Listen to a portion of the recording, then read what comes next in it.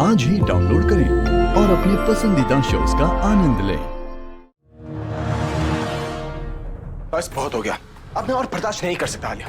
अब कैसे क्या करना है, यू फिगर इट आउट। क्योंकि जितनी जल्दी तुम्हारी पूरब से शादी होगी ना, उतनी जल्दी वो चश्मिश मेरे लाइफ से बाहर जाएगी। और आज जिस तरीके से उसने वो नाटक किया ना। भाई भाई रिलैक्स, आई नो वो क्या कर रही है। वो अच्छे से जानती है कि दादी आपकी कमजोरी है और इसी चीज का फायदा उठा रही है।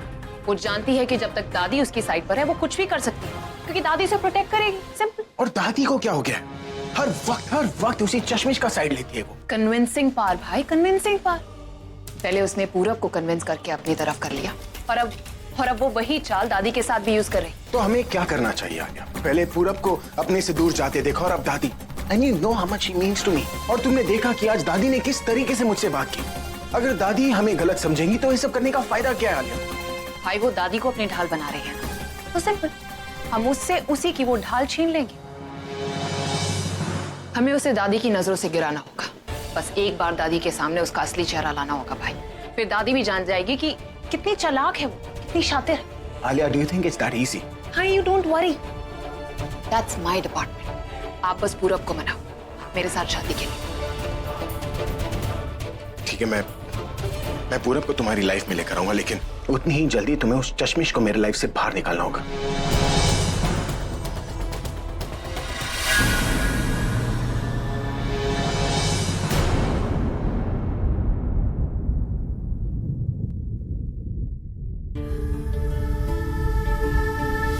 ड्रग्स।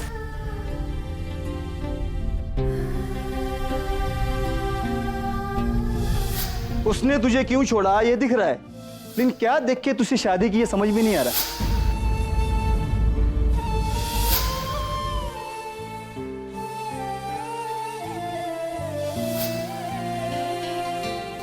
आप फिक्र मत कीजिए, मैं आपकी बेटी का आज से कुछ ज्यादा ही ख्याल रखूंगा।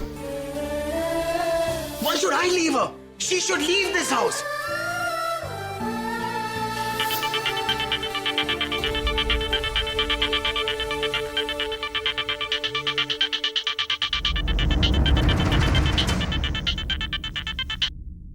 सुरेश, तुम प्रज्ञा प्लीज फोन मत रखना, प्लीज। प्रज्ञा, मैं तुमसे बहुत जरूरी बात करना चाहता हूँ। मैंने पुलिस स्टेशन के बाहर भी बात करने की कोशिश की, लेकिन वहां पर आंटी जी थी, तो इसलिए। क्या बात करनी है तुम्हें सुरेश? आज जो कुछ हुआ वो काफी नहीं था क्या? प्रज्ञा, मैं उसके बारे में बात नहीं करना चाहता। सुरेश प्लीज, मुझे किसी से कोई बात नहीं करनी। प्लीज मुझे अकेला छोड़ दो। छोड़ा ही तो था प्रज्ञा। सॉरी। देखो प्रज्ञा, चाहे कुछ भी हो जाए, मैं तुम्हें अकेला नहीं छोड़ूंगा। आखिर मैं तुम्हारा दोस्त हूँ। आज भी जब मैं तुम्हारे कमरे की खिड़की को देखता हूँ तो सोचता हूँ कि तुम खुश। वो खिड़की हमेशा के लिए बंद हो चुकी है सुरेश। अब मैं तुम्हें उस खिड़की पर कभी नहीं दिखूंगी। जानता हूँ प्रज्ञा, लेकिन मैंने सिर्फ इसलिए फोन किया था। क्यों किया था फोन सुरेश? ये कहने के लिए कि मैं खुद को अकेला ना समझूं, कि तुम मेरे साथ, कि मेरी शादीशुदा जिंदगी में जो भी प्रॉब्लम्स हैं मैं तुम्हारे साथ शेयर कर सकती हूँ।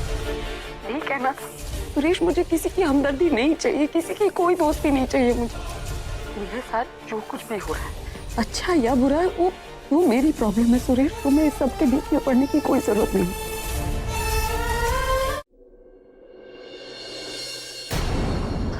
I'm really sorry। अपने पूरे खानदान को टकराने की आदत है। भाई भाई, क्या सोच रहे हो? पता है आलिया, अभी वो चश्मिश मुझसे मिलने आई थी। जब मैंने उससे पूछा कि उसने दादी से जाकर क्या कहा कि दादी ने मुझसे इस तरीके से बात की, पता है उसने मुझे क्या कहा? उसने मुझसे कहा कि दादी को मुझसे इस तरीके से बात नहीं करनी चाहिए थी और दादी को समझना चाहिए था कि मैं उनसे कितना प्यार करता हूँ और ये कि मुझे कितना बुरा लगेगा। पता है जब मैंने उसकी आंखों में देखा तो कुछ सेकंड के लिए मुझे लगा कि वो सच बोल रही है। मैंने जो हर्ट फील किया है वो उसे महसूस कर रही है। मैंने उसकी आंखों में सच देखा है आलिया, और अगर वो सच है तो फिर बाकी सब क्या है? और अगर बाकी सब सच है तो मैंने उसकी आंखों में क्या देखा?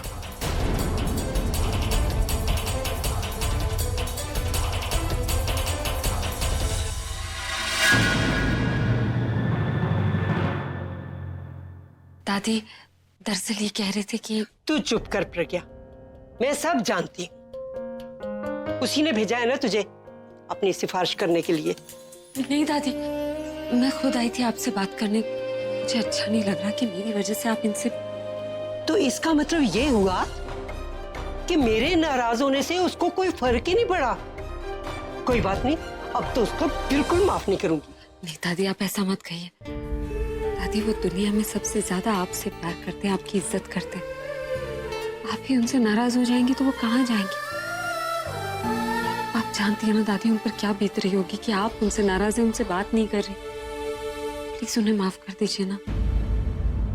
प्रज्ञा, प्रज्ञा, तू बीच में मत पड़। देख बेटा, मैं उसे अच्छी तरह जानती हूँ। पोता है मेरा, मेरे पोते और मेरे बीच में तू ना। मैं उसको ठीक कर लूंगी। लेकिन दादी आप कम से कम एक तू फिक्र मत कर, मैं जानती हूँ ना उसको कैसे ठीक करना। बस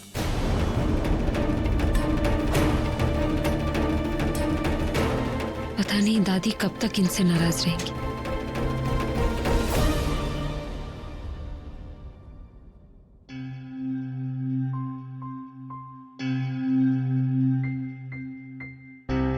सच ये है भाई, ये क्या है Alia?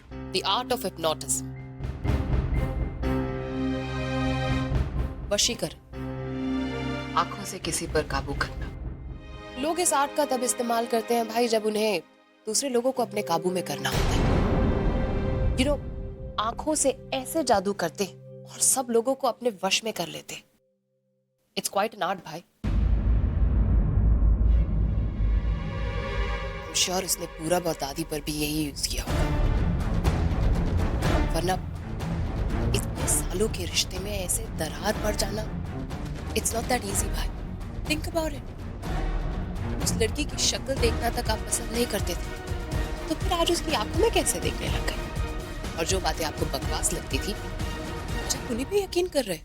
Alia, I know what it means, लेकिन मैंने कभी नहीं सोचा था कि वो चश्मिश इस हद तक गिर जाएगी। You're right. आज जब मैं उससे बातें कर रहा था तो मुझे सिर्फ उसकी आंखें नजर आ रही थी और उसकी बातें सुनाई दे रही थी और कुछ नहीं। Thank God आलिया, तुमने मुझे बता दिया। But now I'll never look into her eyes. भाई आप उसकी तरफ नहीं देखोगे, लेकिन वो तो आपकी तरफ देखेगी ना। उससे बचने का बस अब एक ही रास्ता है, हमें उस बहन जी को इस घर से बाहर निकालना होगा। भाई आप पूरब को संभालो, इस बहन जी को मैं संभालती हूँ। जादू करना तो अब इसे मैं सिखाऊंगी।